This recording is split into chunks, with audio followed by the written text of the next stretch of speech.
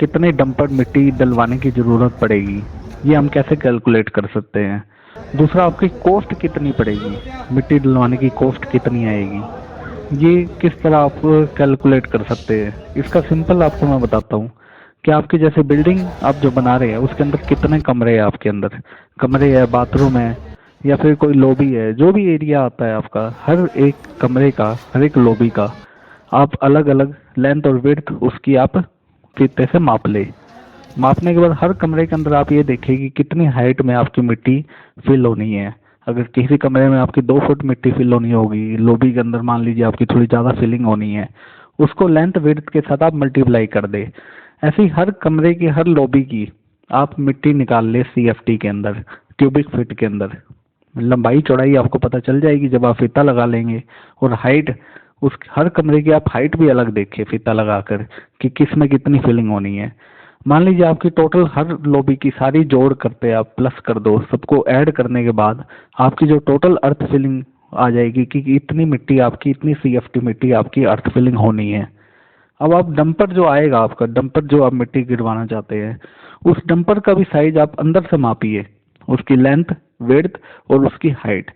जब आप उस डंपर की लेंथ, विड्थ और हाइट माप लेंगे, उन उन तीनों को मल्टीप्लाई करने से कि टोटल हमारे पास मिट्टी आ जाएगी कि कितने डंपर में कितने सीएफटी मिट्टी आती है। जो टोटल हमें सीएफटी मिट्टी चाहिए बिल्डिंग के अंदर मिट्टी फिल करने के लिए, उसको हम इससे डिवाइड कर देंगे तो हमारे पास टोटल नंबर ऑफ डंपर आ जाएंगे, कितने डंपर की हमें ज़रूरत है। जो कॉस्ट है वो डिपेंड करती है बहुत सारे फैक्टर्स पे कि आपके कॉस्ट क्या मिल रही है आपको डंपर की, मिट्टी की। दूसरा, जेसीबी से मिट्टी अंदर डालने की कितनी कॉस्ट आ रही है। ये सारे फैक्टर्स है जो इसके ऊपर डिपेंड करते हैं। अर्थ फिलिंग को हमेशा लेयर्स में करना चाहिए। लेयर में करने से अर्थ फिलिंग आपकी कभी कभी बैठेगी नहीं। और इसके ऊपर कुछ लोग फ्लोरिंग लगा देते हैं और उसके बाद जब फ्लोर बैठ जाते हैं तो वो खर्चा बहुत ज़्यादा बढ़ जाता है, आपकी कॉस्ट इतनी बढ़ जाएगी जितना आपने कभी इमेजिन नहीं किया होगा। इसलिए हमेशा अर्थ फिलिंग को पहले ही लेयर्स में करवा ले। इससे थोड़ा सा खर्चा तो आपका बढ़ेगा, पर इससे आपके आने वाले टाइम में ये आपके खर्चे को डिक्रीज ही करेगा ओवरऑल। क्योंकि एक बार आपका फ्लोर बैठ जाए तो उसके बाद उसको ठीक करवाने के लिए उसको पहले निकालना पड़ेगा फ्लोर को, उसके बाद फिर उसको ठीक करवाएंगे तो आपका डबल खर्चा लगेगा। इसलिए हमेशा अर्थ फिलिंग को हमेशा लेयर्स में करवाइए। 8 इंच की लेयर, एक बार अर्थ फिलिंग 8 इंच की लेयर में करवानी चाहिए। 8 इंच ही कह लो आप, 200 mm, क्योंकि 200 mm कह लो या फिर आप 8 इंच की लेयर कह लो।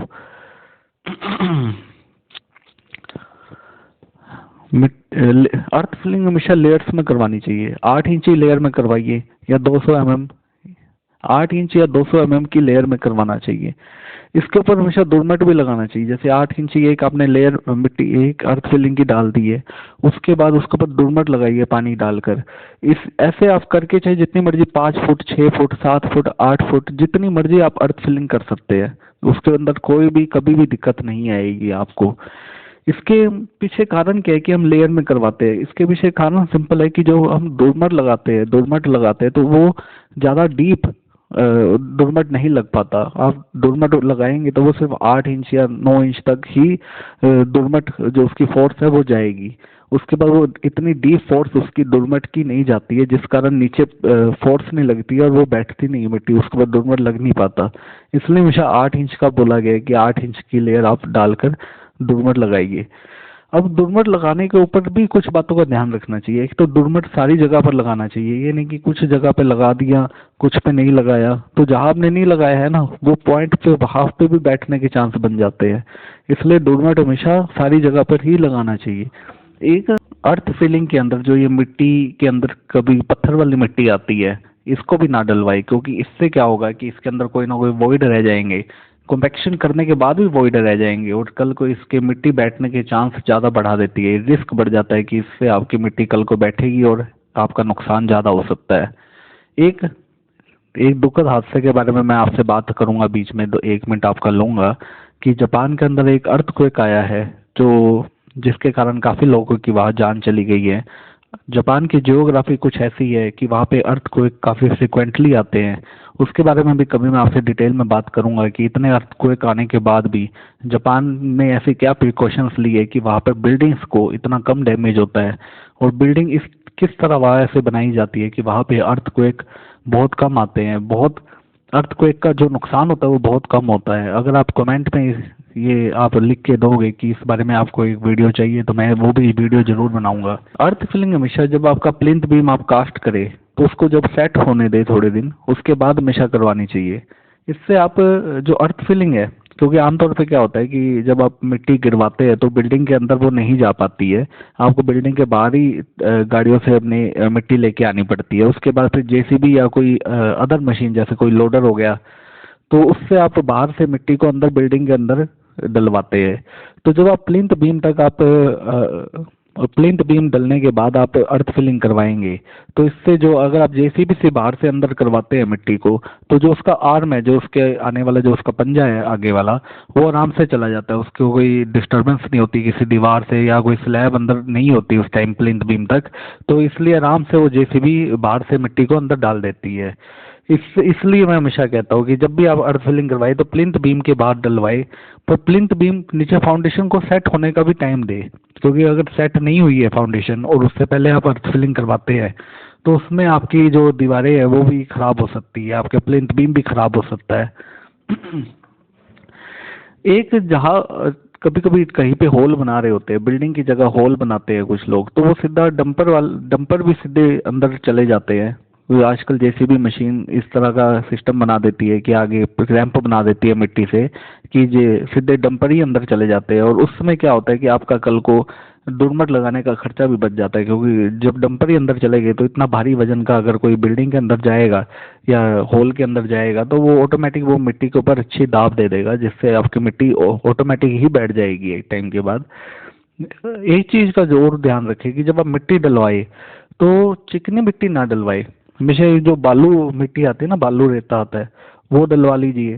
जो मोरम मिट्टी आती है वो डलवा लो। उसमें क्या होता है कि आराम से मिट्टी बैठ जाती है उसमें, उसमें आपको कॉम्पैक्शन अच्छी हो जाती है उसके अंदर। कुछ अर्थ फिलिंग के अंदर कुछ बातों का और ध्यान रखें जिससे आप ये अर्थ फिलिंग अच्छे से हो पाए। काफ़ी बातें मैंने आपसे अभी डिस्कस कर चुका हूँ, पर कुछ बातें हैं जो और भी है जिसको आप ध्यान रख सकते हैं। कुछ जगह पे वेस्टेज मटेरियल जो आप कंस्ट्रक्शन करते हैं उसका कुछ वेस्टेज मटेरियल अर्थ फिलिंग की जगह पे डाल देते हैं और ऊपर 1-2 फुट अर्थ फिलिंग मिट्टी डालते हैं, बाकी नीचे वो वेस्टेज मटेरियल डाल देते हैं। वो भी सही तरीका नहीं है। उसमें नीचे वॉइड रह जाएंगे और कल को आपके वो बैठने के चांस ज़्यादा हो जाएंगे, मिट्टी के बहुत ज़्यादा चांस हो जाते हैं इसमें। एक जब आप मिट्टी जब आती है तो उसमें कुछ बातों का जरूर ध्यान रखिए कि मिट्टी के अंदर घास ना हो। कभी कभी घास आ जाती है मिट्टी के साथ, वो भी आप अवॉइड करवाइए कि भाई घास ना हो। कोई पत्थर आ जाते हैं वो भी आप कोशिश करें कि उसको मना करें कि ये पत्थर ना आए बीच के अंदर। इन चीज़ों से आप और अच्छे से आपकी अर्थ फिलिंग हो जाएगी। एक मान लीजिए आप 8 इंची लेयर के अंदर मिट्टी की अर्थ फिलिंग नहीं करवा सकते। कभी कभी प्रैक्टिकल इम्पॉसिबल होती है ये चीज़ कि 8 इंची आप लेयर के अंदर अर्थ फिलिंग करवानी चाहिए, पर प्रैक्टिकल पॉसिबल नहीं हो पाती। तो आप इसको थोड़ा बढ़ा भी सकते हैं, 1 फुट तक कर दीजिए। और अगर 1 फुट भी पॉसिबल नहीं है, मान लीजिए आपने 3 फुट की अर्थ फिलिंग करनी है, तो 3 फुट की जगह आप उसको 1.5-1.5 फुट की 2 बार में मिट्टी अर्थ फिलिंग करवा लीजिए। ये चीज़ें मजबूती तो देगी। मान लीजिए आप 3 फुट की इकट्ठी अर्थ फिलिंग करवाते हैं, उसकी जगह आप 1.5-1.5 फुट की 2 बार में करवा देते हैं, तो इसकी मजबूती तो ज़्यादा रहेगी ना, अर्थ फिलिंग तो ज़्यादा अच्छी हो पाएगी 1.5-1.5 में भी। तो ये चीज़ें भी जो चीज़ पॉसिबल ही नहीं है तो उस पर फिर अब जो अच्छे से अच्छा हो सकता है उसकी ओर ध्यान दीजिए कि 1.5-1.5 फुट की 2 बार में हो जाए। और इसके अंदर ना आमतौर पर जैसे क्या होता है कि प्लिंथ बीम डलने के बाद आप अर्थ फिलिंग करवा देते हैं, तो उसके बाद उसकी चिनाई करवाएंगे चारों ओर, फिर स्लैब डालेंगे। तो काफ़ी टाइम बच जाता है, अभी काफ़ी टाइम होता है, तो उस टाइम के बीच में आप उस अर्थ फिलिंग के ऊपर लगातार आप पानी डालते रहिए। जो उसमें थोड़े बहुत जो वॉइड रह जाते हैं वो भी उसमें फिलअप हो जाएंगे, वो भी नहीं रहेंगे। ये जो टाइम मिलता है इसको इसमें आप यूटिलाइज ज़रूर करें। अगर आपको वीडियो पसंद आया हो तो आप चैनल को सब्सक्राइब करें ताकि मेरे जो वीडियोस आए वो आप तक पहुंचते रहे, आप तक उसकी नोटिफिकेशन आती रहे।